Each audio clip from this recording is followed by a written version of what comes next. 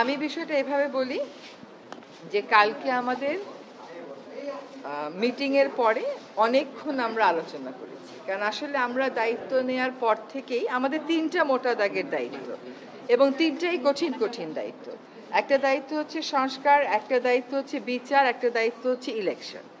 শুধুমাত্র ইলেকশন করবার জন্য তো আমরা দায়িত্বটা নিইনি, যেহেতু আরও 2টা দায়িত্ব আছে, আমরা সেগুলো আসলে পালন করতে পারছি কিনা।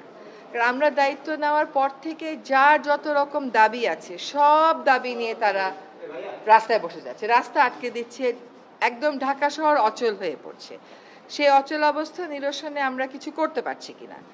তো এইগুলো আলোচনা করে যেটা আমরা চিন্তা করলাম যে আমাদের এই দায়িত্বটা কিন্তু জাতীয় দায়িত্ব, এবং আমরা তো আগে থেকেই বলছি যে আমরা ক্ষমতা নেইনি, দায়িত্বে আছি। এই দায়িত্বটা পালন করা তখনই আমাদের পক্ষে সম্ভব হবে যখন আমরা সকলের সহযোগিতা পাবো।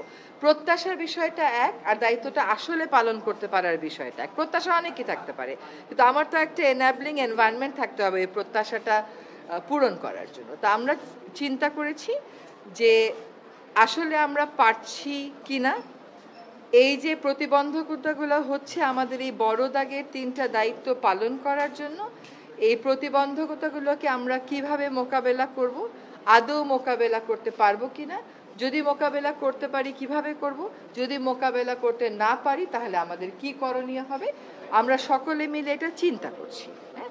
আর প্রধান উপদেষ্টা যদি কোনো সিদ্ধান্ত নেন কোনো ব্যাপারে, আমি প্রথম থেকেই বলে এসেছি যে উনি একটা সময় দিয়েছেন, ডিসেম্বর থেকে জুনের মধ্যে নির্বাচন হবে, তার একদিনও এদিক সেদিক হওয়ার কোনো সুযোগ আমাদের পক্ষ থেকে নেই।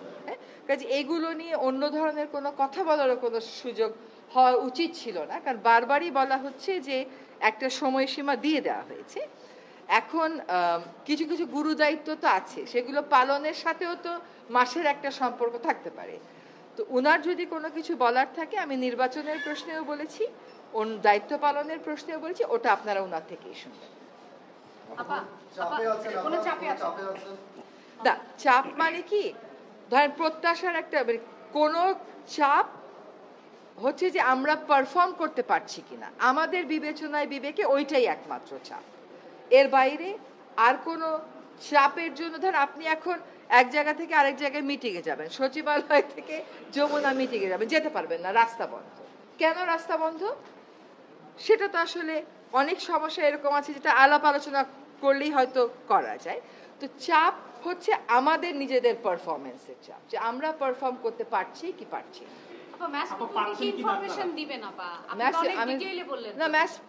একই ইনফরমেশন, যে আমরা যদি আমাদের দায়িত্ব পালন করতে পারি তাহলেই আমাদের দায়িত্বে থাকাটা প্রাসঙ্গিক। যদি দায়িত্ব পালন করতে না পারি, আমাদের যার যার নিজস্ব অনেক কাজ আছে, তাহলে দায়িত্ব পালন করাটা আর প্রাসঙ্গিক থাকলো কিনা।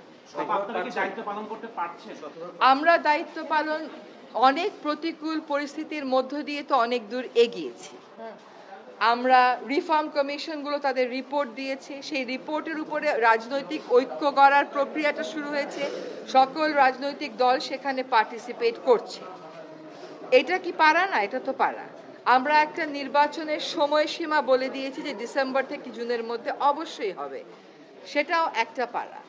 আরেকটা হচ্ছে বিচার, ট্রাইব্যুনাল একটা ছিল, এখন 2টা হয়েছে, আগামীকাল থেকে ট্রায়ালের আনুষ্ঠানিক পর্যায়ে শুরু হবে, কিন্তু জিনিসগুলো স্মুথ যেতে হবে, এইগুলোতে যাতে কোনো রকমের প্রতিবন্ধকতা না আসে, সেটা প্রথম থেকেই আমাদের একটা আহ্বান ছিল।